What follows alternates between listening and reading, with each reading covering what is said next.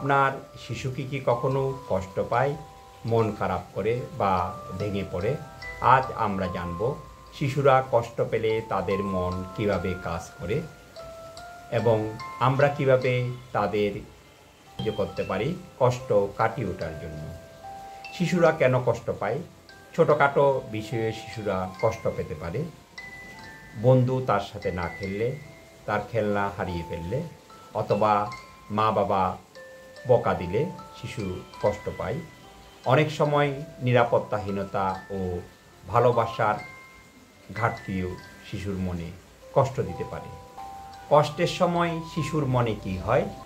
শিশুর মস্তিষ্কের অ্যামিগডালা অংশ তখন সক্রিয় হয়ে ওঠে। তারা তখন ফাইট বা ফ্রিজ মোডে চলে যায়।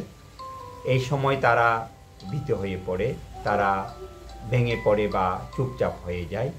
নিয়ন্ত্রণ করার জন্য তাদের সামনে কেউ না থাকলে তারা আরও বেশি ভেঙে পড়ে। শিশুকে কিভাবে আপনি সাহায্য করবেন? শুনুন এবং স্বীকার করুন। তুমি কষ্ট পেয়েছ, আমি বুঝি। এই বাক্যটাই শিশুর মনে অনেক শান্তি দিতে পারে। শারীরিক স্পর্শ দিন। আলতো জড়িয়ে ধরা বা হাতের ছোঁয়া তাদের মস্তিষ্কে অক্সিটোসিন বাড়ায়, যা মানসিক প্রশান্তি দেয়। এছাড়া ইমোশনাল টেপিং টেকনিক আমরা করতে পারি, এতেও শিশুর মন ভালো হয়।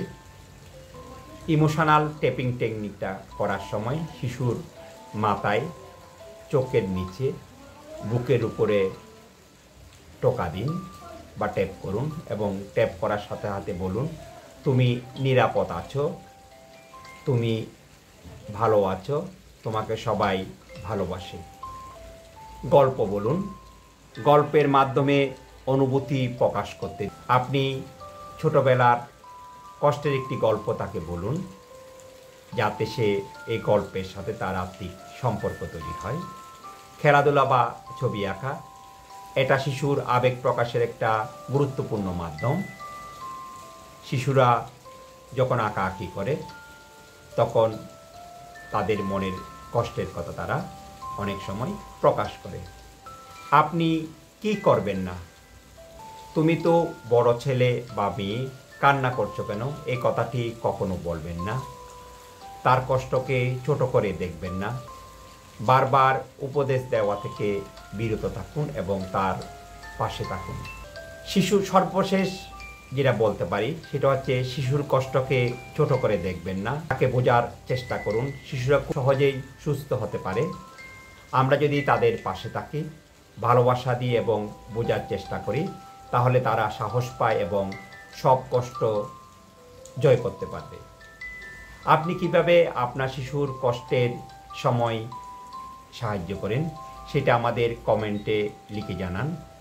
এই ভিডিওটি যদি আপনার ভালো লাগে লাইক দিন, শেয়ার করুন এবং শিশু মনের জানালা চ্যানেলটি সাবস্ক্রাইব করুন। ধন্যবাদ।